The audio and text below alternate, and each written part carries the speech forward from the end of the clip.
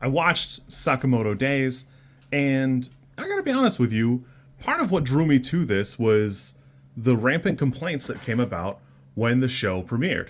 And for whatever reason, a lot of it was directed towards the animation.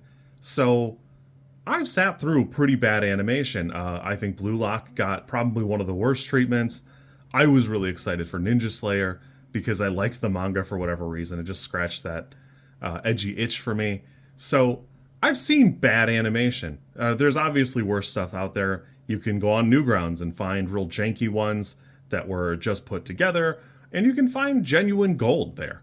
That there are a lot of artists that came straight from Newgrounds and do really great work. So I was a little baffled when I watched the first couple episodes, and the animation is fine.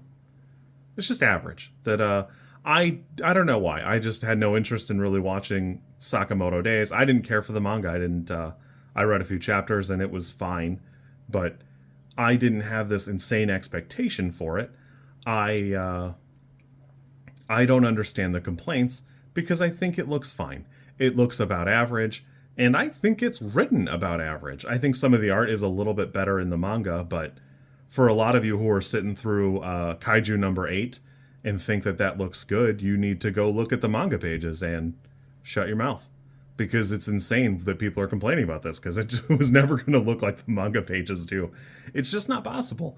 One Punch Man's a perfect example, especially if you look at season 1.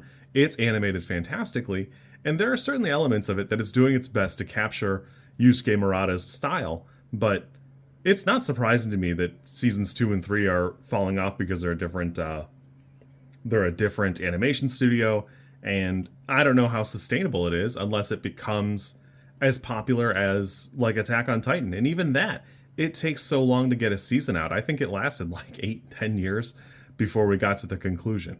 So I just don't know. Overall, the show is just average to me. It's just not that interesting. Even when Suzuki talks about even when he talks about why he wrote the story, it is just kind of like a, well, what if this? And then it's if John Wick got old and fat and retired or whatever. It's fine, but it just lacks the depth and complexity that I was hoping for. There's a degree of Sakamoto himself that feels like a problem because he seems like a character from a different anime. In the worst way, he's Satoru Gojo, and he just doesn't belong amongst these other people. He's laughably good at this, to a point where I don't know why anybody ever bothers him, because the first couple of people that get trounced should be singing his praise to such an extent that it never comes up again. I appreciate the desire to move on to something more serious where this guy from his past is showing up in towards episode 15 or 20. And I appreciate the desire to move on from the funny comedy bits, but I just don't care. Shin himself seems like he'd be an interesting character. The girl Sakura of this show, I think it's Lou, I can't remember. But all three of the main characters seem like they're just not quite interesting to be their own manga, and together their buffoonery is pretty fun. But mostly it seems like it's the Worf effect. Anything that these two can't accomplish, Sakamoto himself, of course, can do it with relative ease. And it's just not fostering the growth of the other two characters.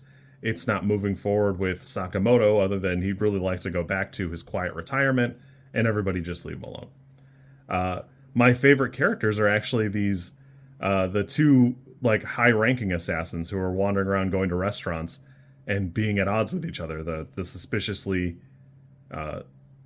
supernatural anxious girl, and the guy who just seems completely exasperated by her. And unfortunately, they're just not in the show that much, because it can't be. Because at the end of the day, there's nothing there other than they are the two characters from Pulp Fiction, and we've had that movie already. I just don't see it being its own show either. So overall, I really watched it because of all the complaints, because I was kind of surprised at how many of them there were. Overall, I think the song is fun. It's interesting for both the opening and the closings, although I did like the first one a little bit better, I think. And there's even an element where some of the shadows has like that papery texture that it looks way better than like Naruto did 15 years ago. And if your expectation is it be better than that, there's an element of this that you're not here to watch the anime so much as you just want to look at pretty animation. And it was never going to be like a trigger passion project the way like Gurren Lagann or Kill la Kill was going to be. So I don't know what it is you really wanted here. This is fine. It's just generic for me. It's not something I'm interested in. I might watch the live action when it comes out just to check it out. The kid playing Shin, I shouldn't say kid. The actor playing Shin was also Kamen Rider 01, whose belt is up there and I think out of frame. But I think that'll be cool, but like a lot of those anime adaptions, unless it is Rurouni Kenshin, it's probably not going to be what we're expecting, so I don't know what you want. So overall, this is fine. It's just generic, but I think the premise was generic, and you guys need to watch bad anime before you complain about bad animation and bad writing. You guys just have no idea. It makes me nuts. You kids be good. I will probably watch more of Sakamoto if more of it comes out, but I could just as soon never watch another episode and feel just fine. I don't really care. Actually, it has been a couple of weeks, so I did forget one of my chief complaints, and that's that the show doesn't have any teeth. People die on screen. Absolutely happens, but even when a named character lost an arm, a couple episodes later, he was getting it stitched back on. There's just such elements of buffoonery where a lot of these characters are from a different show. And it's fun and it's exciting when it was Satoru Gojo, although it did bring forth the comment at the time. Why doesn't Gojo just solve everything? And the answer was he doesn't care about them kids. Satoru Gojo is about Satoru Gojo's business and nothing else, which is fine.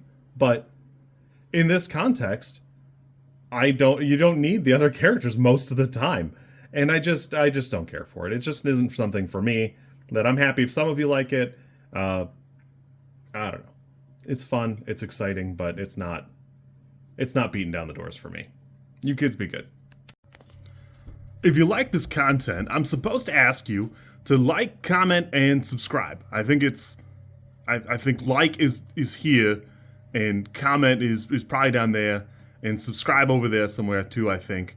I don't know how many times this like snippet is gonna make it into a video. Everybody says you should do it this way, and I always thought it was just like an annoying thing other YouTubers did. And as you know, I am bad at editing, so if you like it, great, I'm happy for you. If you don't like it, I'm sorry.